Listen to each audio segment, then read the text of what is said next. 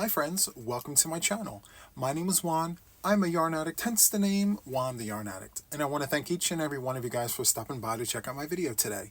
This is a yarn and crochet channel where we talk about all things yarn and all things crochet. So if that interests you, please sit back and watch this video because today I offer you a tutorial. As the title of this video suggests, this is a tutorial for learning how to join solid granny squares. So I posted a video just 24 or 48 hours ago, I can't remember at this point, but I released a tutorial teaching you guys how to make solid granny squares. And since I released that video, many of you guys have reached out to me asking me, Juan, how do we join these granny squares you taught us how to make? So that brought on this tutorial. And so this tutorial was born and it's for you guys. And please, without further ado, enjoy the tutorial. Hi friends, so here is a closer look at my Scrapgan tiles blanket. This is a project that I completed last year. It is composed of 195 tiles. It is 13 tiles wide by 15 tiles deep, and it's larger than a king-size bed. It's pretty huge. I really didn't realize how big the project was until I pieced everything together, so lesson learned. I didn't need to go 195, but I did, and so I don't regret it. It's been a lot of fun. But many of you guys have been asking me, Juan, how did you connect your tiles together? So I connected these together using a single crochet in the colorway black from Red Heart Super Saver, and then along the edges here I did one row of double crochet. So that's pretty much what this is, and I'm going to show you how I did it. So without further ado, let me just move this away and bring some extras that I have here, and I'm going to show you how I join these together. So I'll be right back in 1 second. Okay, so here we are with 4 extra tiles here that I had laying around. I selected these because they are different, and what I mean by that is that this particular square was made using Loops and Threads variegated yarn. These two were made using Mainstays yarn from Walmart, and this was made using Big Twist from Joann's. Okay, so I'm using these 4 because I want to show you that as long as you stay within the same weight class, they'll work up together. It's going to be fine. You'll see slight variances in size, but that's okay. You see how this one's slightly larger? That's fine. We're going to make it work. As long as your stitch count across is the same, you're going to be fine. And if you followed my tutorial to a T, you're going to have the same number of stitches around every square. So you're going to be perfectly fine. Now, I joined my project from last year in black. Black does not show up well on tutorials, so we're going to go ahead and use gray, or I'm sorry, charcoal.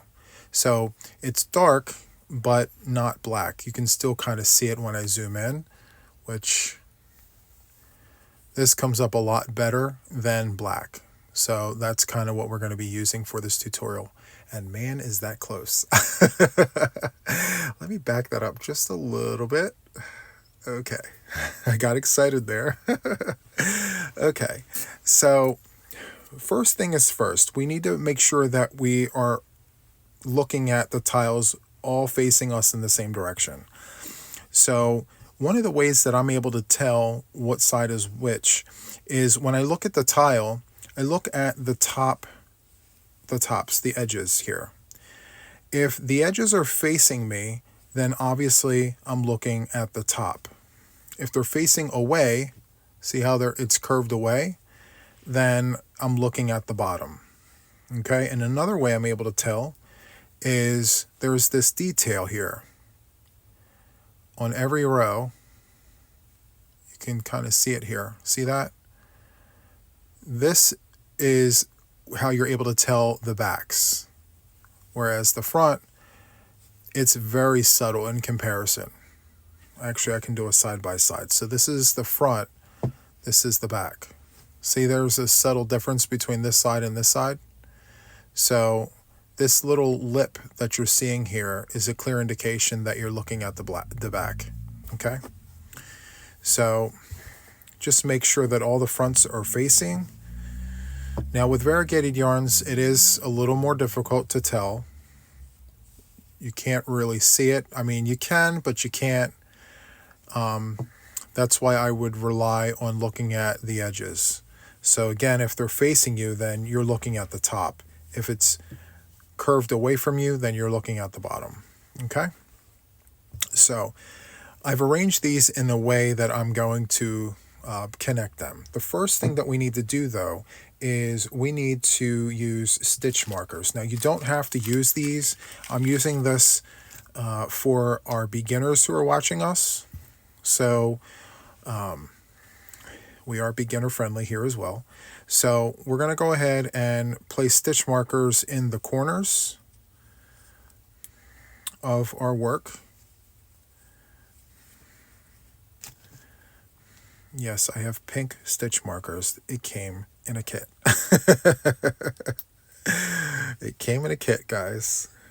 Oh, and another thing too, I should mention this. So you see how they're faced up? Now when I'm joining them, I fold it like this so that the outsides are faced, like the faced ups are like sandwiched on the outside. See how it's like curved like this? So again, like this is the front, this is the front, and then we pinch here so that the fronts are still on the outside. Okay? I could have explained that better 10 different ways, but you get my gist. So this one here is the front, this is the front. So we're going to pinch the edges here like this and place stitch markers in the corners here in the chain spaces. Just like that. Okay, and when we open them, this is kind of what we're looking at. Okay, so once we've placed stitch markers along here, let me back this up a little bit. There we go. So once we've done that, now we have to connect this,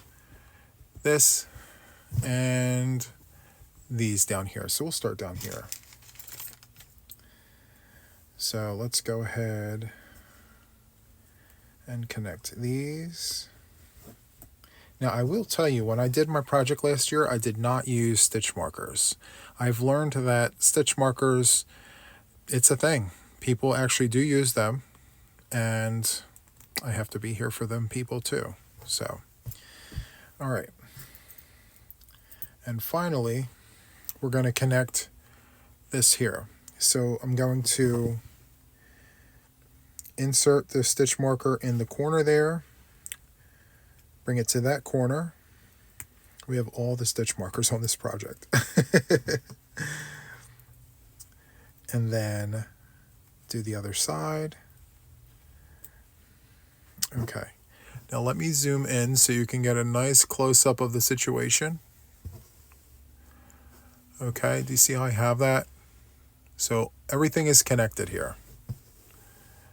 It's connected here, there, there, and there. Okay, let's zoom back out a little bit. Okay, so now all four sides have the fronts facing us.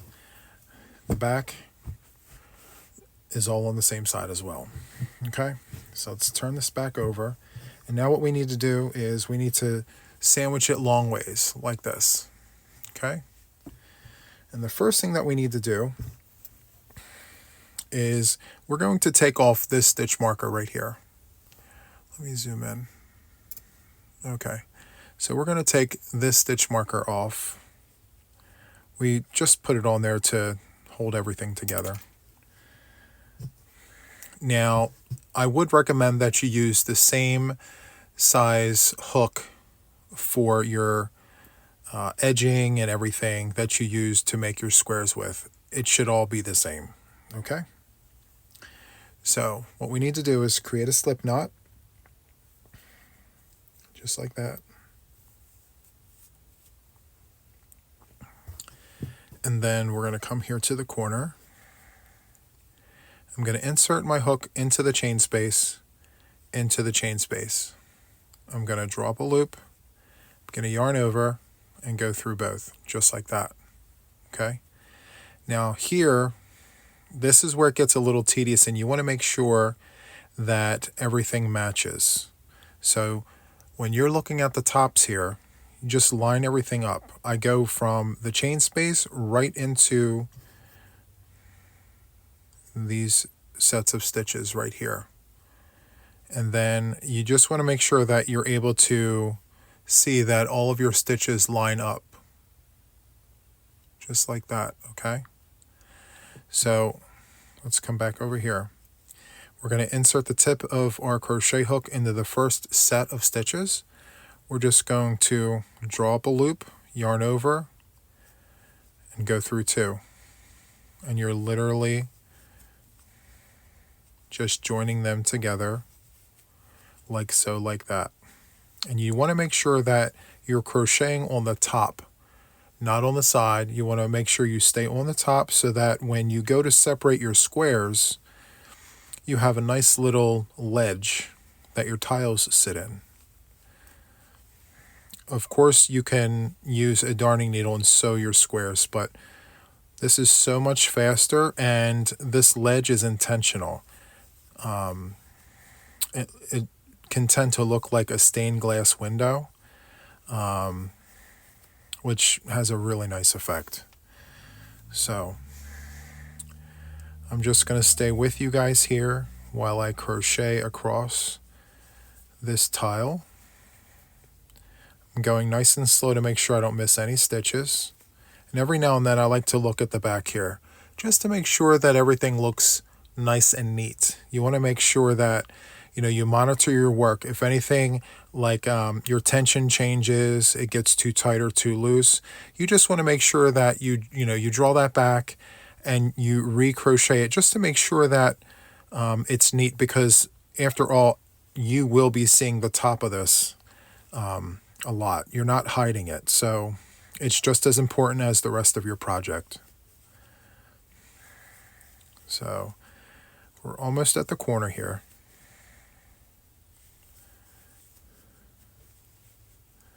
Okay, so as we approach the corner, what I'm going to do is take away the pink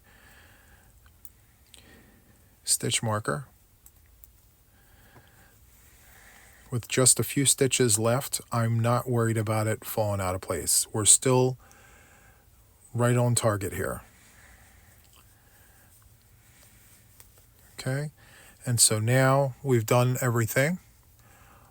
All the stitches are represented upstairs. I refer to everything like an apartment complex. So, yep, all the stitches upstairs are present. And then now what we need to do is just do one single crochet in the chain space. Okay. And you see these two stitch markers here, the orange and the red. We're going to leave them, and we're going to hop right over into the next square. And we're going to just go into that chain space on both sides and perform a single crochet, just like that. And once we've secured that single crochet, we can go ahead and remove that stitch marker.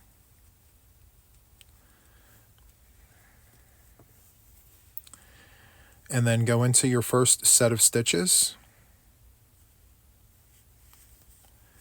and do a single crochet just like that.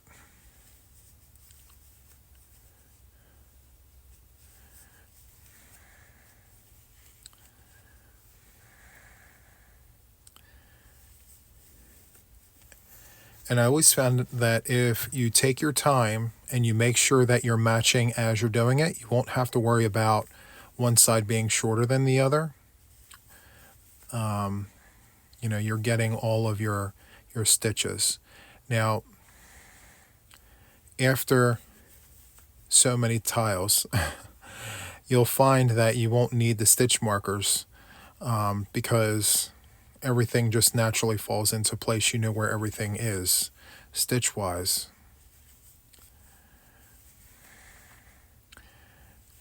just like that. And in my tutorial for my solid granny squares, you noticed that when I sewed in my ends, I didn't sew my ends in across this way, I went down. And the reason why I did that was because you have to be able to access all of the stitches going across here. So it just makes it easier to join. Okay, so now we're approaching the end. I'm going to go ahead and take this stitch marker away. And I'm going to go ahead and join, and then the chain space, just like that.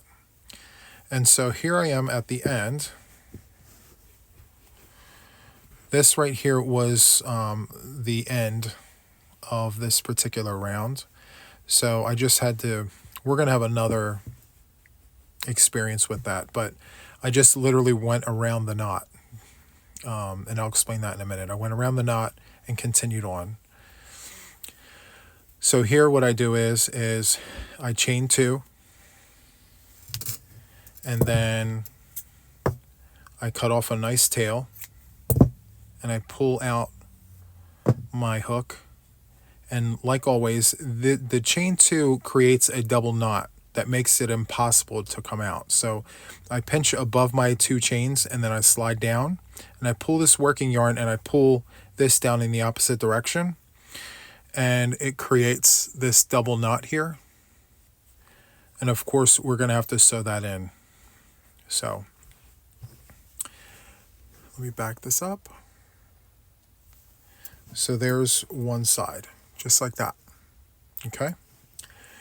So now after that side is done, we're going to take this and we're going to fold it down this way. Okay. And then we're going to start over here.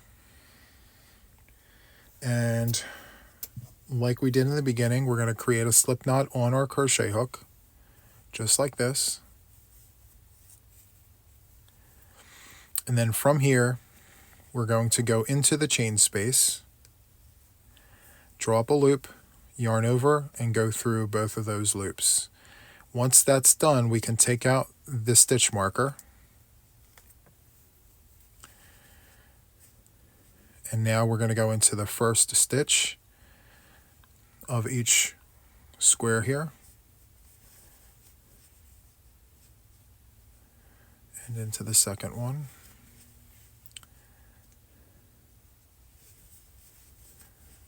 Just like this. Nice and slow. You just want to make sure you're matching as you go.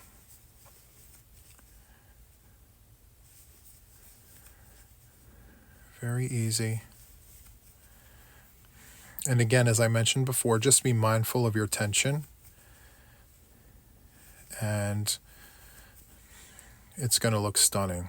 Okay, so here we are at a knot space. So this right here is a knot from that square.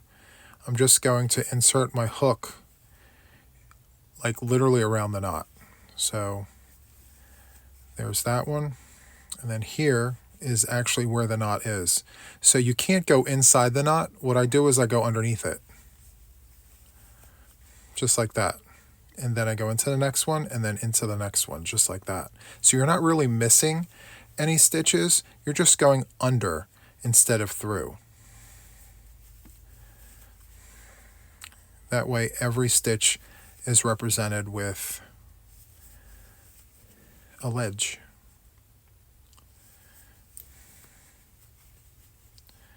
And so we're approaching the middle here. Just making sure we're lined up. Okay, so now that we're here, I'm going to go ahead and take out this red stitch marker. And I'm going to take out this orange stitch marker.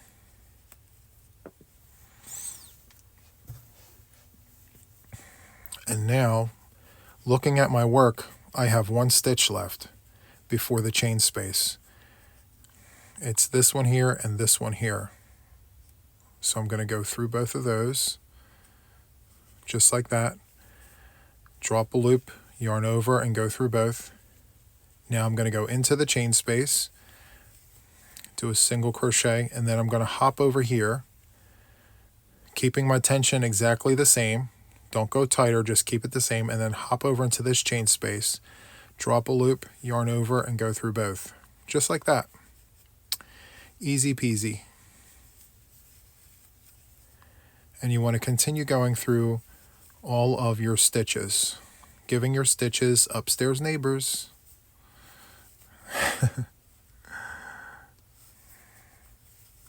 They're moving in upstairs, guys.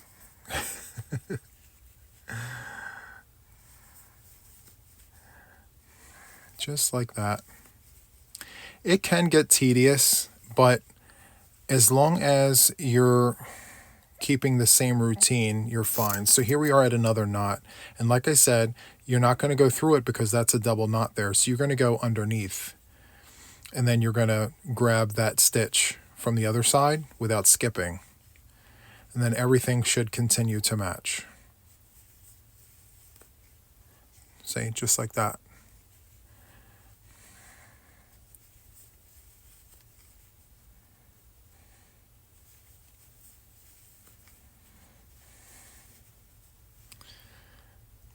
Just checking my work. Okay, so now that I'm approaching the end here, I'm going to go ahead and take out the pink stitch marker and just looking at the top,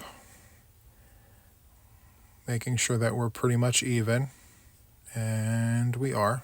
Okay, perfect. You can just eyeball the lineup of the stitches. Okay, so we're going through both sets, nice and easy.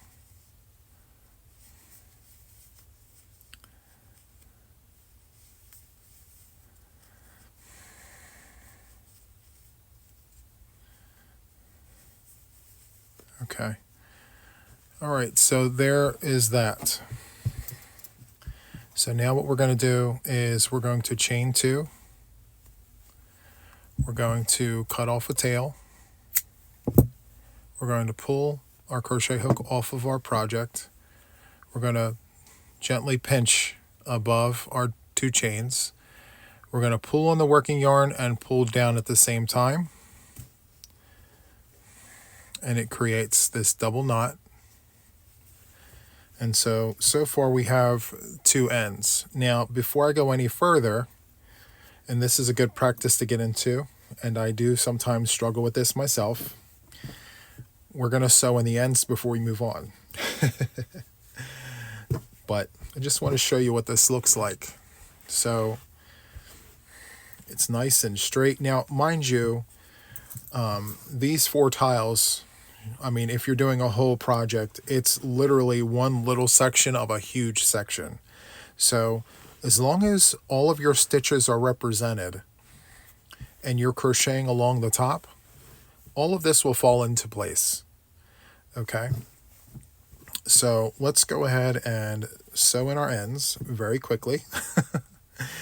So with the right side facing us, yarn over the eye of the needle, insert through the top. And what I do, I'm not going through the top anymore. So I'm just going to split fibers along the top here, just making 2 passes. Again, I have that double knot. It's not going anywhere. So I go through some stitches like that, and then I make 1 return pass. Just like that.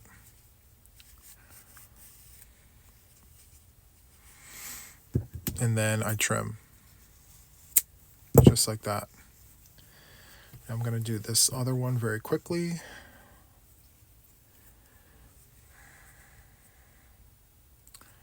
Because I'm making such a big habit of sewing in as I go, it's actually not as overwhelming as it used to be when I just procrastinated and I'm like, oh, I'll wait to sew everything in later. It's no big deal. It won't take me long. Well, it really does take a long time if you wait until the very end. Just when you think you're done, you have all that work left to do. So if you knock it out as you go, when you're done, you're done. There we go. Then we're going to go back and do a return pass. just like that. Okay. So there we are, my friends. We're all good, and I'm just going to sew this. I mean, not sew, I'm going to trim that off and trim that off. Okay. So we've attached 4 squares. Now you can repeat this in sections of 4 for as big as you want your project to be. I would highly recommend that if you're going to join squares, just do them 4 at a time like this. And then as you get more and more sets of 4, join those 2 together, and then those 2 together. And that's how your project grows. So let's just imagine that all of our squares are connected, okay? And our project is officially done. You definitely don't want your edges looking like this. So what I do is I do a round of double crochets around the border, because let's be honest, 1 row of single crochets just isn't going to cut it for a blanket. Not when you're doing something this significant. I mean, you have this ledge that sticks up like this, so it actually looks bigger than just a single crochet. So what I do is I just do a double crochet around the border here, and it actually looks quite nice. So we're going to do that. So I'm going to go ahead and create a slip knot on my hook, like so, like that. And we're going to go into, you can go into any chain space corner. It's fine. So we're going to go in, drop a loop, yarn over, and go through both. And then chain 1. And then we're going to go right into that little loop right here, because this stitch needs an upstairs neighbor. So we're just going to do that, and we're going to do a double crochet in every stitch of our border, just like this. So I'm going to go ahead and go down the row of my project here, and I will meet you guys once I get to this corner, okay? Just give me 1 second to get there. Okay, friends, so here I am at the corner. Well, I'm approaching the corner. I have this stitch here, and then here I am at the corner. So in every corner, we're going to chain 2. I'm sorry, 2 double crochets, chain 2, and then 2 double crochets back into that corner. Just like that. And then, like it was when we made our squares, we're going to have to pull those 2 stitches back to reveal the loop there, because this first stitch needs an upstairs neighbor. So that's where we go to insert our stitch, just like that. Okay. And we're going to go ahead and do a double crochet in every one of these stitches here, giving everybody all the upstairs neighbors. But I wanted to show you something when we get to here. Okay, so I'm going to continue here, and I'm going to stop and replay right here, okay? I'll be right back in 2 seconds. Okay, friends.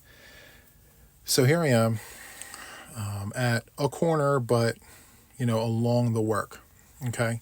So like this corner where it received 2 double crochets, these corners also need to receive 2 double crochets.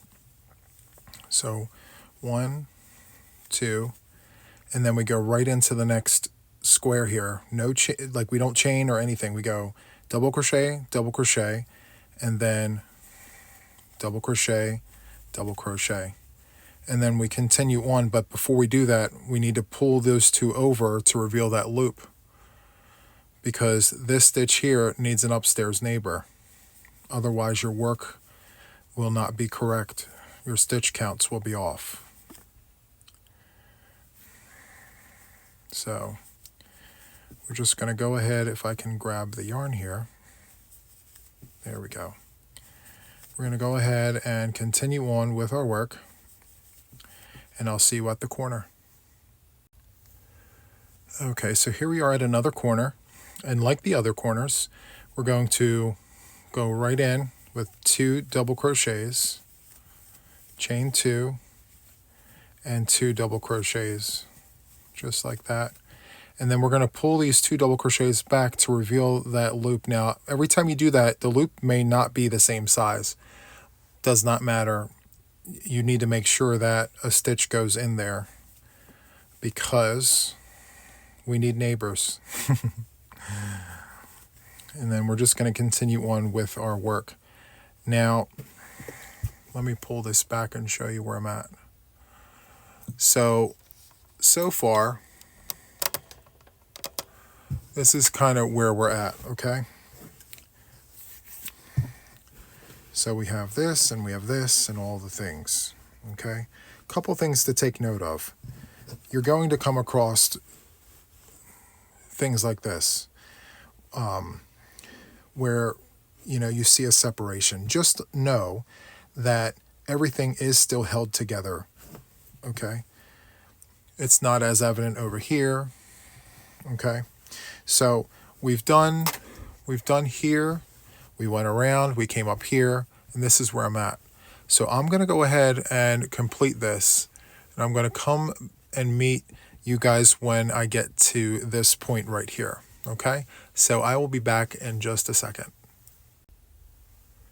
Okay, so here I am at the end of the project here. So I went into all the stitches.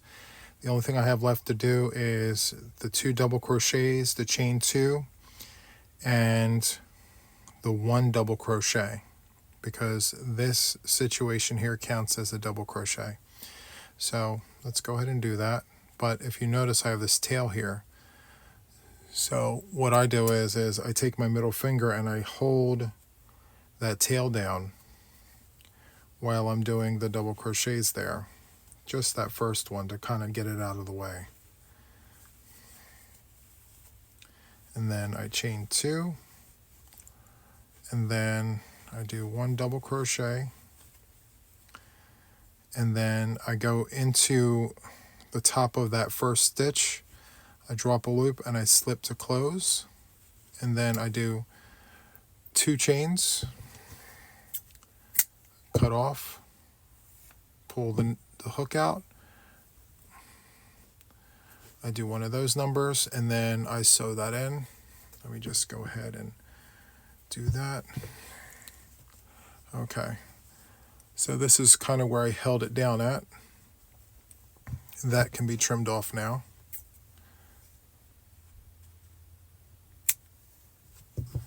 Just like that. And let's go ahead and sew in this end here.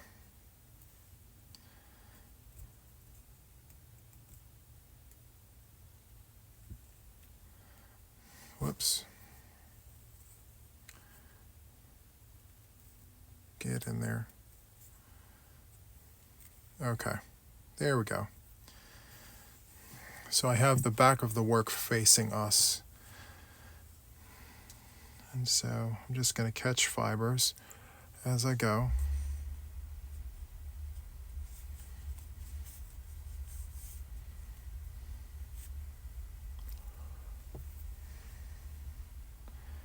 Then I'm going to do a return pass,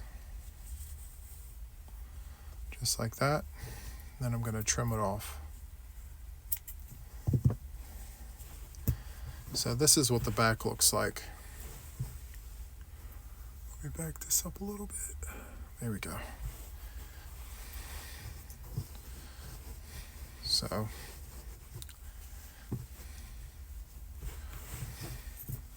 just imagine this being like 100 squares. So everything is connected as it should be. It's super nice. Piece of cake. Now, even though they're technically not connected, these will never come apart. If you followed the tutorial the way I've shown you how to do it, none of this will come apart. The double knots will hold its place. You don't have to sew that in. It's perfect. If you want to connect that for aesthetics, then you can go ahead and use your darning needle to sew matching color closer, but you don't need to do that. It works perfectly. Okay, so that, my friends, wraps up the tutorial. I taught you how to connect the solid granny squares. If you have any questions, comments, or concerns, please sound off in the comments. I'm very active in the comments. I read them. I respond to as many as I possibly can. I don't guarantee every single one, but I will try my best. If you enjoyed this video, please hit the like button. Subscribe to my channel if you haven't already. We like having all the people here. And then last but not least, please hit that notification bell to stay updated with everything regarding me and my channel. So that's all I have. Until the next one, guys, take care. Bye-bye.